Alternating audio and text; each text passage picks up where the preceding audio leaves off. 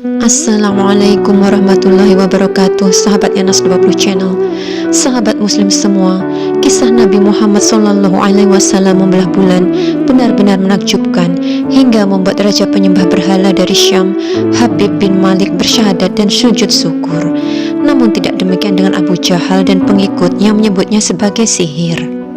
Dalam terjemahan kitab Turatun Nasihin bab Mukjizat Nabi Muhammad karya Syekh Utsman bin Hasan bin Ahmad Asy-Syakir Al-Khawbawi, dikisahkan pada zaman Rasulullah hiduplah raja bernama Habib bin Malik di Syam. Dia adalah penyembah berhala yang fanatik dan menentang serta membenci agama yang didakwahkan Rasulullah SAW. Suatu hari Abu Jahal menyurati Raja Habib bin Malik perihal Rasulullah. Surat itu membuatnya penasaran dan ingin bertemu dengan Nabi Muhammad, dan membalas surat itu ia akan berkunjung ke Mekah.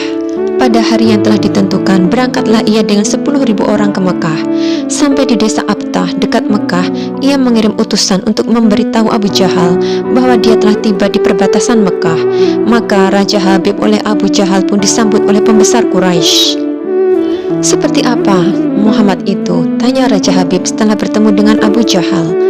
"Sebaiknya Tuan tanyakan kepada Bani Hashim," jawab Abu Jahal. Lalu Raja Habib menanyakan kepada Bani Hashim. Di masa kecilnya, Muhammad adalah anak yang bisa dipercaya, jujur dan baik budi. Tapi sejak berusia 40 tahun, ia mulai menyebarkan agama baru, menghina dan menyepelekan Tuhan-Tuhan kami. Dia menyebarkan agama yang bertentangan dengan agama warisan nenek moyang kami, kata salah seorang dari keluarga Bani Hashim. Raja Habib makin penasaran dan ia memerintahkan untuk menjemput Rasulullah SAW dan memaksa bila ia tidak mau datang. Dengan menggunakan jubah merah dan sorban hitam, Rasulullah datang bersama Abu Bakar Asy-Syiddiq dan istri tercintanya Sayyidah Khadijah radhiyallahu anha. Sepanjang jalan Khadijah menangis karena khawatir akan keselamatan suaminya. Demikian pula Abu Bakar. "Kalian jangan takut, kita serahkan semua urusan kepada Allah," kata Rasulullah. Setibanya di desa Abtah, Nabi Muhammad disambut dengan ramah dan dipersilahkan duduk di kursi yang terbuat dari emas. Ketika Rasulullah duduk di kursi itu, memancarlah cahaya kemilau dari wajahnya yang berwibawa, sehingga yang menyaksikannya tertegun dan kagum. Maka berkata Raja Habib, "Wahai Muhammad, setiap nabi memiliki mukjizat. Mukjizat apa yang engkau miliki?" Dengan tenang Rasulullah balik bertanya, "Mukjizat apa yang Tuhan kehendaki?" Raja Habib berkata, "Aku menghendaki matahari yang tengah bersinar engkau tenggelamkan, kemudian munculkanlah bulan. Lalu turunkanlah bulan ke tanganmu, belah menjadi 2 bagian, dan masukkan masing-masing ke lengan bajumu sebelah kiri dan kanan. Kemudian keluarkan lagi dan satukan lagi. Lalu suruhlah bulan mengakui engkau adalah Rasul. Setelah itu kembalikan bulan itu ke tempatnya semula. Jika engkau dapat melakukannya, aku akan beriman kepadamu dan mengakui kenabianmu." Mendengar itu Abu Jahal sangat gembira.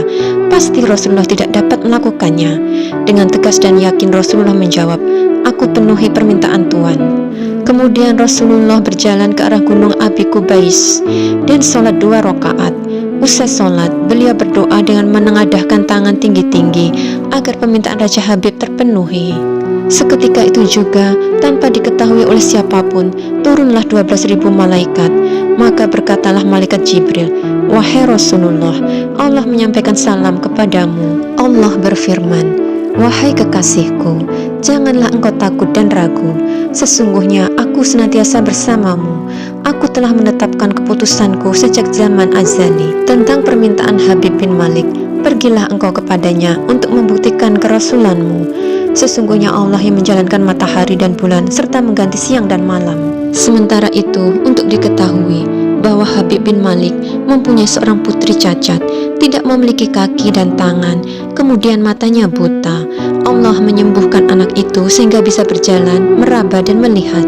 Kemudian bergegaslah Rasulullah turun menjumpai orang kafir Quraisy, sementara bias cahaya kenabian yang memantul dari wajahnya semakin bersinar. Ketika itu matahari telah beranjak senja, matahari hampir tenggelam, sehingga suasananya remang-remang. Tak lama kemudian Rasulullah berdoa agar bulan segera terbit, maka terbitlah bulan dengan sinar yang benderang. Lalu dengan 2 jari Rasulullah SAW mengisyaratkan agar bulan itu turun kepadanya. Tiba-tiba suasana jadi amat menegangkan ketika terdengar terdengar suara gemuruh yang dahsyat. Segumpal awan mengiringi turunnya bulan ke tangan Rasulullah. Segera setelah itu beliau membelahnya menjadi dua bagian. Lalu beliau masukkan ke lengan baju kanan dan kiri. Tidak lama kemudian beliau mengeluarkan potongan bulan itu dan menyatukannya kembali.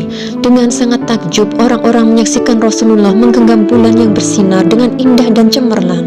Bersamaan dengan itu bulan mengeluarkan suara, Asyhadu an la ilaha illallah wa asyhadu anna Muhammadan abduhu wa rasuluh.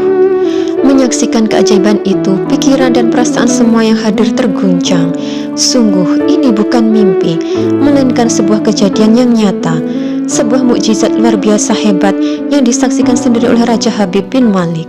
Dia menyadari itu tak mungkin terjadi pada manusia biasa, meski ia lihat dalam ilmu sihir sekalipun. Namun hati Raja Habib masih beku, dan berkatalah dia, "Aku masih mempunyai satu syarat untuk mengujimu."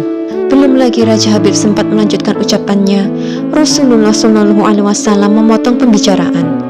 "Engkau mempunyai putri yang tidak sempurna, bukan? Sekarang Allah telah menyembuhkannya dan menjadikannya seorang putri yang sempurna." Raja Habib pun terkejut karena tidak ada siapapun yang tahu penyakit anaknya itu, yaitu lumpuh dan matanya buta, kecuali orang-orang istana dan mereka yang dekat dengannya saja. Mendengar itu, betapa gembiranya hati Raja Habib. Spontan ia pun berdiri dan berseru, "Hai penduduk Mekah, kalian yang telah beriman jangan kembali kafir, karena tidak ada lagi yang perlu diragukan.